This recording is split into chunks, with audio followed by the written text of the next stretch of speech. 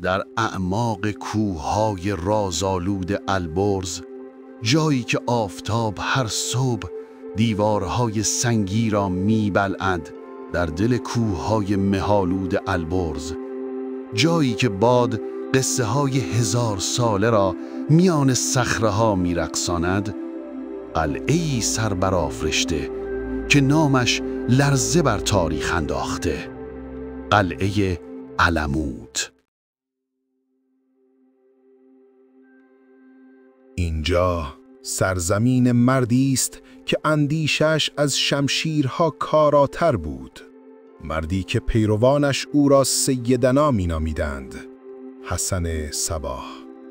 امشب همراه من به سفری می‌روید به دل رازها، سایه‌ها و تاریخ.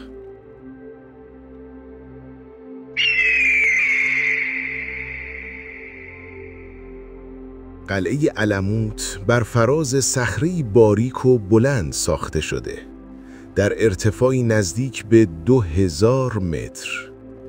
تنها یک راه ورودی داشت، راهی باریک، پیچ خورده و خطرناک. معماری که هر ارتشی رو درمانده می کرد. حسن صباح کی بود؟ حسن صباح در ری به دنیا آمد. مردی با ذهنی تیز، حافظه قوی و آتشی سیری ناپذیر برای دانش. او به نیشاپور رفت، درس خواند و سپس راهی مصر شد، جایی که به جنبش اسماعیلیه پیوست و به یکی از رهبران فکری آن تبدیل شد.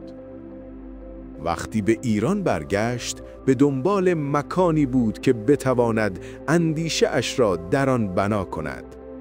مکانی دور از دسترس، امن و غیر قابل نفوذ، و آنجا قلعه علموت بود.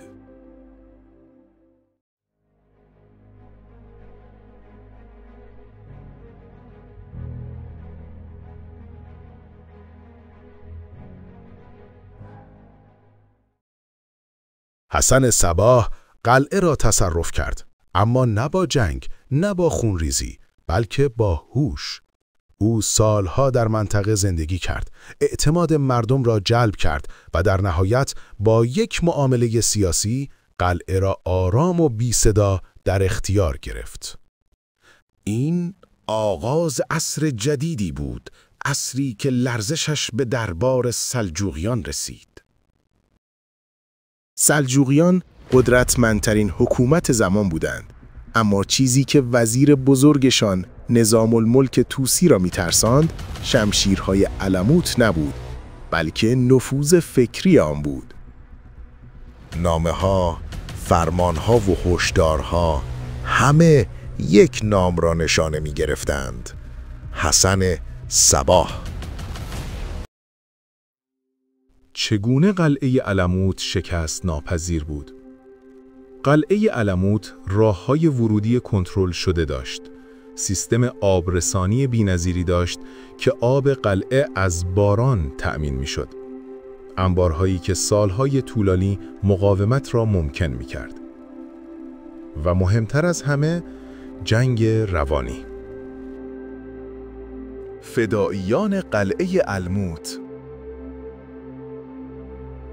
فدائیان مردانی وفادار، چنان شجاع که مرگ را با لبخند میپذیرفتند. هر کدام استاد تاکتیک، مخفی کاری و نفوذ در دل دشمن بود. عملیات و مأموریت‌های فدائیان در شب‌های تاریک حرکت می‌کردند. وزیران، فرماندهان و دشمنان هدف‌هایشان بودند. با دقتی بی‌نظیر نزدیک می‌شدند، ضربه می‌زدند و ناپدید می‌شدند. هر بار فرماندهی که به فکر حمله به قلعه علموت می‌افتاد، چند روز بعد پیکر بیجانش پیدا می‌شد. قوانین و آموزش فدائیان در قلعه علموت. زندگی در علموت زندگی در قانون بود. ساعات تمرین، ساعات مطالعه و دیگر آموزش‌های نظامی. هیچ کس نمی‌توانست از این نظم و وفاداری سرپیچی کند.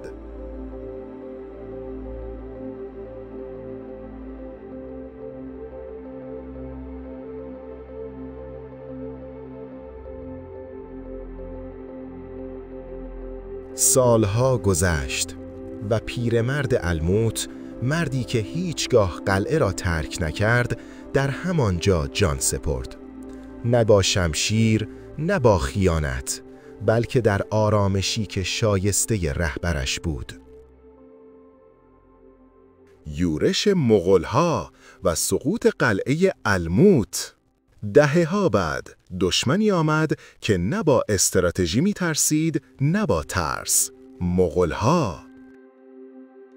در سال 1256 هولاکو خان با هزاران سرباز به سمت قلعه‌های اسماعیلی یورش برد و در نهایت الموت.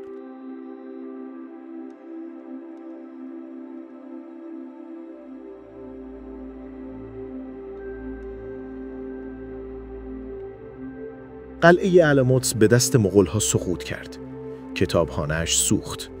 اما اندیشه‌ای که حسن صباح بنا کرده بود از میان نرفت.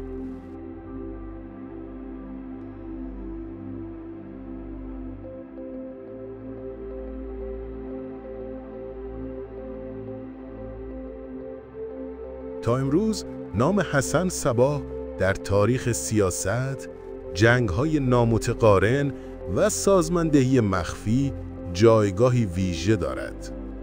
او با اندک پیروانش در برابر امپراتوری‌ها ایستاد و ثابت کرد گاهی یک ذهن استراتژیک می‌تواند دنیایی را بلرزاند.